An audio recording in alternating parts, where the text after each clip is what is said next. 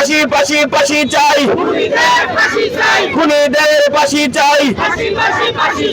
লক্ষ্মীপুরের রামগঞ্জ পৌরসভার বাঁশগড় এলাকায় জমি সংক্রান্ত বিরোধের জেরে চাচাকে পিটিয়ে হত্যার প্রতিবাদে আজ বুধবার মানববন্ধন অনুষ্ঠিত হয়েছে।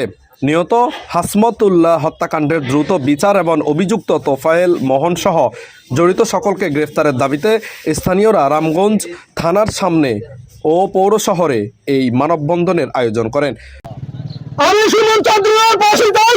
সুমন চৌধুরী আমার বাবাকে রড দিয়ে ফেলেছে এবং আমার দাঁড়াতে নাই তুফান এবং তার ভাই মোহন এবং তাদের বোন বাড়িনারা এবং তাদের ভারতীয় সন্ত্রাসীরা আমি আমার বাবাকে যে ফিটেছে নির্মম ভাবে হত্যা করছে, এটা ইন্ধন দাতা ছিল একমাত্র সুমন চৌধুরী। আমি তাদেরও ফাঁসি চাই এবং আমার বাবাকে যখন মারতেছে রাস্তা থেকে ঘরের ভিতরে চলে গেছে আমার বাবা ঘরের ভিতরে শুয়ে গেছে, ওখানে নাই কলের ডাক দিয়ে আমার বাবাকে নির্মম ভাবে ইট দিয়ে এবং কলের ডাক দিয়ে ফিরেছে এবং চাকু নিয়ে আমার বাবাকে অনেক মানববন্ধনে বক্তারা বলেন, দীর্ঘদিন ধরে চলমান বিরোধের জেরে পরিকল্পিতভাবে হাসমত উল্লাহকে হত্যা করা হয়েছে। অভিযুক্তরা এলাকা জুড়ে আতঙ্ক ছড়িয়েছে। তাদের দ্রুত গ্রেফতার করা না হলে পরিস্থিতি আরও উত্তপ্ত হতে পারে। নিহতের পরিবাররা জানায়, বারবার মীমাংসার চেষ্টা করেও বিরোধের থামেনি। শেষ পর্যন্ত পরিকল্পিতভাবে হামলা চালিয়ে হাসমত উল্লাহকে নির্মমভাবে হত্যা করা হয়েছে। তারা দোষীদের দ্রুত গ্রেফতার ও বিচার দাবি করেন। আমরা এই খুনের সর্বোচ্চ তদন্ত করে এই খুনের সাথে যারা জড়িত আছে তাদের ফাঁসি চাই। দুই একটার ফাঁসি হইলে তারপরে সবাই সতর্ক হবে।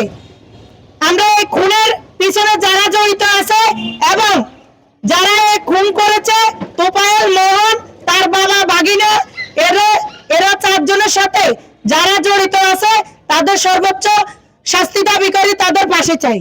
পারিবারিক সমস্যা দীর্ঘদিন থেকে কোর্টে মামলা চলে এবং গত পরশুদিন যেই জায়গায় ঘর করা নিয়ে হাসমতুল্লাহ ভাই হত্যা হয়েছে, ওইটা একটা মীমাংসিত জায়গা।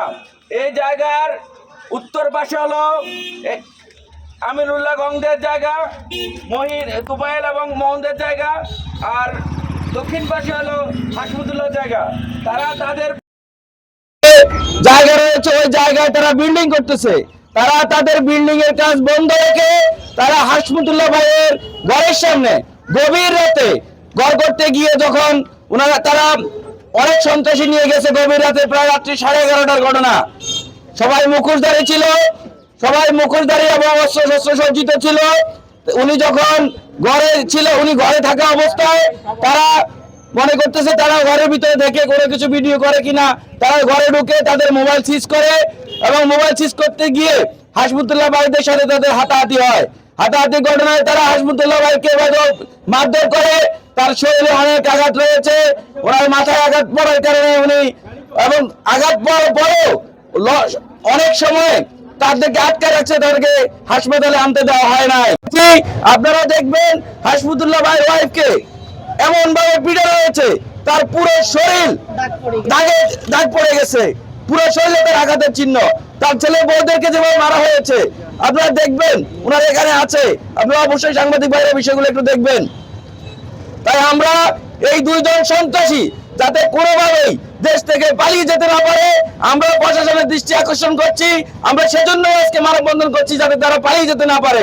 আমরা আবার ধন্যবাদ জানাচ্ছি আব্দুল বারী স্যারকে, যে খুনের সাথে যারা জড়িত তাদেরকে দ্রুত আইনের আওতায় আনার জন্য এবং তাদের সর্বোচ্চ শাস্তি নিশ্চিত করার জন্য আমি আইন শৃঙ্খলা প্রতিরক্ষা আহ্বান জানিয়ে না করে ব্যাপক মারধরের মাধ্যমে ওনাকে পরবর্তীতে ওনাকে আক্রমণ করে নেওয়া হয়েছে। আমরা এলাকাবাসী জানাই এই রামগঞ্জ থানার